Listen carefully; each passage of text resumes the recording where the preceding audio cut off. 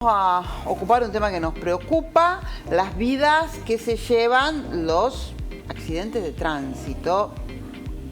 Más vale llamarlos siniestros, porque Sí. la mayoría de ellos son evitables, tanto en las calles de las ciudades del país como en las rutas. Y hemos invitado al psicólogo especialista en tránsito, al licenciado Ramiro Parsi, quien además es presidente de la Fundación Conducción Consciente. Y usted, licenciado, habla de analfabetismo vial. Cuéntenos. Así es, ya hace de varios años en nuestra institución marcamos este concepto para mostrar un poco la realidad de Argentina en cuanto al nivel de educación vial que tienen los conductores. Hoy por hoy consideramos que es muy precario y escueto la formación de los conductores, solamente centrándose en aspectos normativos, legales, que son aspectos troncales de la formación de un conductor, pero dejando de lado un montón de otras habilidades y herramientas que debe tener un conductor para afrontar las exigencias del sistema vial que hoy tenemos, ¿no? Como por ejemplo son la inteligencia emocional y la resolución de conflictos, como para mencionar algunos aspectos, ¿no? Claro. O sea, usted sostiene que lo que se exige al momento de sacar el carné es conocer la parte normativa, las leyes, que no es menor eso. No es menor y es muy importante, pero a lo largo del país no todos los centros de emisión de licencia tienen los mismos criterios a la hora de formar un conductor. No tenemos una ley unificada, ¿sí? Hay una adhesión a la ley nacional, pero no todas las provincias o ciudades lo han realizado. Entonces la formación es muy escueta, muy pocas horas de contenido teórico, muy pocas horas de práctica, y la práctica siempre, venimos también de un concepto de que la formación de los conductores viene de la casa, ¿no? Claro, es hogareña. Eso le iba a decir, que la mayoría le enseña a manejar o el marido o el padre, papá o el madre. abuelo. Sí. Algún familiar o algún amigo. Venimos de generación tras generación deformando conductores, no formándolos, Claro, ¿no? deformando. Entonces, a mi padre le enseñó mi abuelo, a mí me enseñó mi padre. Entonces vamos de generación tras generación deformando conductores y entendiendo que la parte teórica es muy importante a la hora de formar un conductor, pero tenemos que saber que es la habilidad de desarrollar competencias prácticas. Claro. Poder sortear y primero analizar una situación de emergencia y poder tener la capacidad y el entrenamiento para poder tomar la decisión de esquivar o poder frenar, bueno, eso lleva horas de entrenamiento. Claro, ¿no? horas de entrenamiento, porque no es lo mismo hacer mover el auto que conducirlo, ¿no? Y conducirse en la vía pública en tiempos de mucha violencia. De mucha violencia, y hay conceptos que terminan siendo mitos que se instauran en la sociedad. Por eso cuando hablamos de siniestros viales también tenemos que hablar de aspectos culturales, y es que, por ejemplo, un mito de que es conducir más fácil en la ruta que en la ciudad. ¿Es un Y la mito verdad que eso? es un mito y hay que desmentirlo, porque conducir en la ruta exige un montón de habilidades, competencias que tiene que tener el conductor. Y cuando habla de competencias cognitivas, por ejemplo, a la hora de sobrepasar un vehículo, el cálculo que tiene que hacer el conductor de la velocidad que lleva en su propio vehículo, el vehículo que viene adelante, medir la distancia del vehículo que viene de frente, tener la capacidad para poder hacer el sobrepaso, bueno, son todos cálculos mentales que deben ser entrenados. Entonces, hoy por hoy, por eso hablamos de un analfabetismo vial, porque a niveles teóricos de educación vial es muy escueta la formación de los conductores, y si hablamos a niveles prácticos, bueno, es casi nula.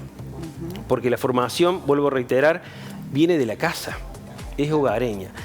Y algo a destacar, que es muy importante, que es el tercer factor a la hora de otorgar una licencia, es la evaluación psicológica. Hoy por hoy estamos delegando toda la evaluación psicofísica a un examen de vista. Claro, únicamente te revisa el oculista, nada más. Solamente y no es un oculista, es un médico que te hace un chequeo visual y ya eso sería el chequeo psicofísico, ¿no? Entonces, el rol de los psicólogos en la evaluación de los conductores es un factor muy, muy importante, porque no estamos detectando ni sacando la patología atrás del volante, ¿no? Licenciado, a mí me da la sensación de que se maneja según sus propios códigos. Cada uno maneja como le gusta, como le resulta más cómodo también, y esto lo vemos a diario, y lo vemos en la ruta y también lo vemos en la ciudad. ¿Puede ser esto también producto de la falta de sanciones para corregir esto? Sí, por supuesto. Siempre que hablamos de educación vial, hablamos de un trípode de 3 ejes fundamentales, que es educación, control y sanción, ¿no? Todo con un foco sobre la educación de los conductores y, en el caso de los infractores, la reeducación o el reentrenamiento de estos conductores. Y la sanción no tiene que ser solamente monetaria, sino también tiene que ser una sanción que lleve a la persona a tener que hacer un curso de reentrenamiento para aprender lo que supuestamente no sabía a la hora de la infracción, ¿no? Y cosas que nos preguntamos, personas que ya hacen 10, 15 años que conducen y siguen renovando la licencia, ¿qué cursos de actualización hicieron? Claro. Ya sea a nivel teórico y a nivel práctico. Hay muchas incongruencias. A la hora de otorgar una licencia, hacen un examen, y no estoy hablando solamente de Río Cuarto, lo estoy hablando a nivel nacional.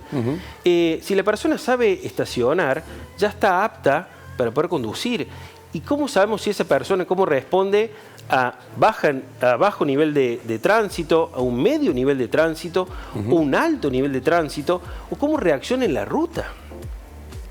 Que es donde mayormente se generan los siniestros más graves con consecuencias más contundentes, ¿no? Me parece que la dualidad de sanción con el curso que usted menciona es una buena resultante, porque para alguien que tiene dinero, pagar una sanción económica no implica demasiado, pero mucha gente sí, porque he tenido oportunidad de escucharlo, le molesta saber que tiene que hacer un curso a lo mejor sobre tal o cual tema.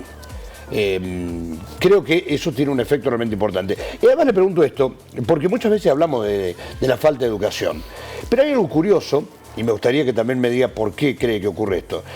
En la Argentina manejamos quizás como se nos ocurre, pero cruzamos a Chile o vamos de viaje a Brasil y nos cuidamos, porque sabemos que no nos perdonan. ¿Cómo se entiende esto? Se entiende de un fenómeno contextual, ¿no? Desde el mismo contexto que termina condicionándonos. Y también tendemos a imitar conductas, ya sean conductas positivas cuando vamos a otros países o conductas negativas cuando también imitamos conductas de los mismos conductores o usuarios de la vía que nos cruzamos a diario, ¿no? El control tiene que estar, la sanción tiene que estar, pero la vacuna ante la pandemia de los siniestros viales es la educación vial y la evaluación de los conductores. Si no hacemos foco y no tenemos un plan integral y a largo plazo para poder, poder intervenir sobre estos aspectos a un nivel más profundo, no vamos a poder cambiar esta realidad de los 11 muertos por día que tenemos en Argentina. Ahora, para ir finalizando, licenciado, ¿qué pasa en la Argentina que las estadísticas dicen, si mal no recuerdo, si no corríjame, que de cada 10 mujeres que tienen la licencia de conducir, en la práctica solo 4 manejan? Sí. ¿Qué pasa? Cuando en otros países es mitad y mitad. Sí. Sí, así es. Hay una cuestión de género también. Desde nuestra institución lo podemos entender también como el factor que afecta a la maxofobia. La maxofobia es el miedo a conducir, que afecta a 3 de cada 10 personas.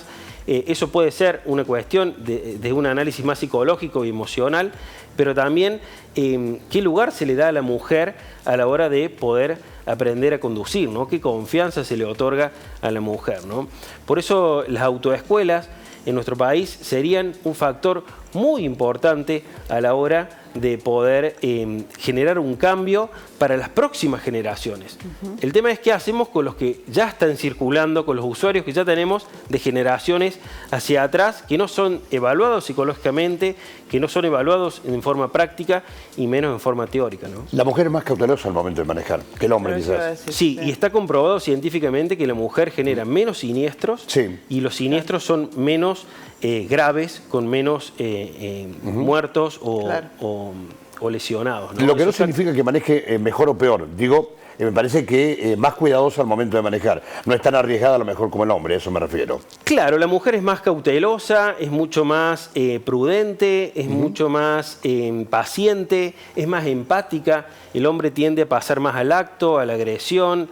Entonces está comprobado científicamente que las mujeres son mucho más, previenen más los siniestros que los hombres, ¿no? Y un aspecto creo que no es menos importante, me dirá usted si es así o no, conocer al vehículo que estamos conduciendo.